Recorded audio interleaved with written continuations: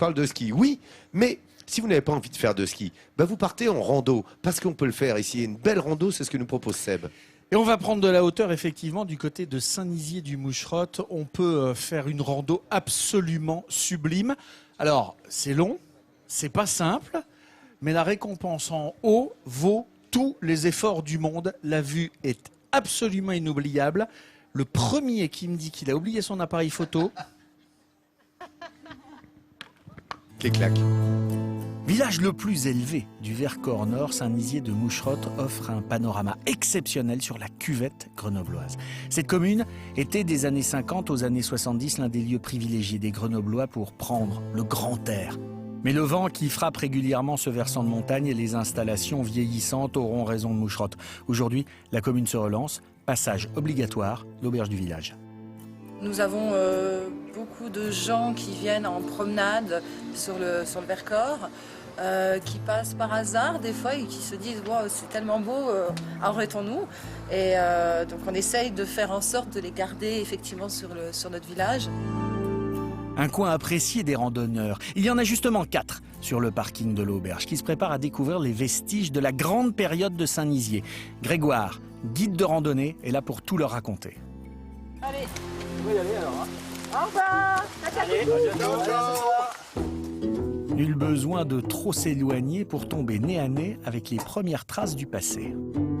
Voilà, donc voilà, on arrive un petit peu au niveau du tremplin de saut à ski, donc des JO des années 68, de Grenoble 68.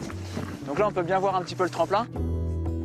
Considéré à l'époque par de nombreux sauteurs comme le plus beau tremplin du monde, le site construit pour les JO de Grenoble a depuis été laissé à l'abandon. Le tremplin est peut-être condamné, mais Grégoire ne peut s'empêcher de tester la piste d'atterrissage.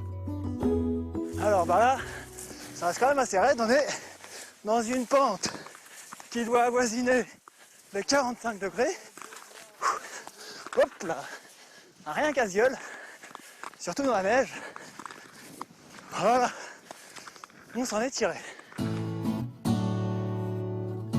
Et il s'amuse, Grégoire. Direction maintenant le roc de Bataillon. L'ascension s'effectue par un petit sentier étroit. Il faut parfois même jouer un peu l'équilibriste pour se faufiler sous les arbres couchés. Au milieu des sapins, le dépaysement est total. Bien, c'est un bon bol d'air frais. J'apprécie d'autant plus que voilà, y a une balade avec l'histoire. Donc c'est génial. Physique? Pas du tout. Impeccable. Non, le souffle, on l'a de toute façon, hein, c'est inné. Voilà, merci.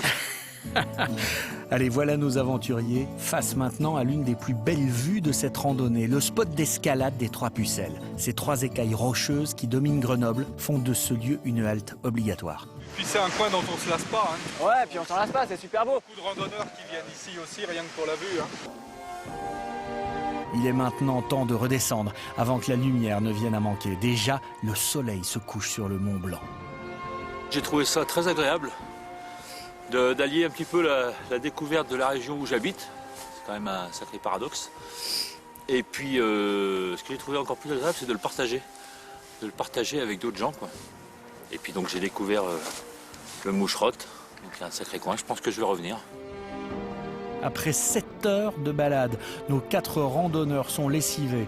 Évidemment, en bas, c'est à l'auberge qu'ils viennent se réconforter, l'occasion de se remémorer cette superbe montée.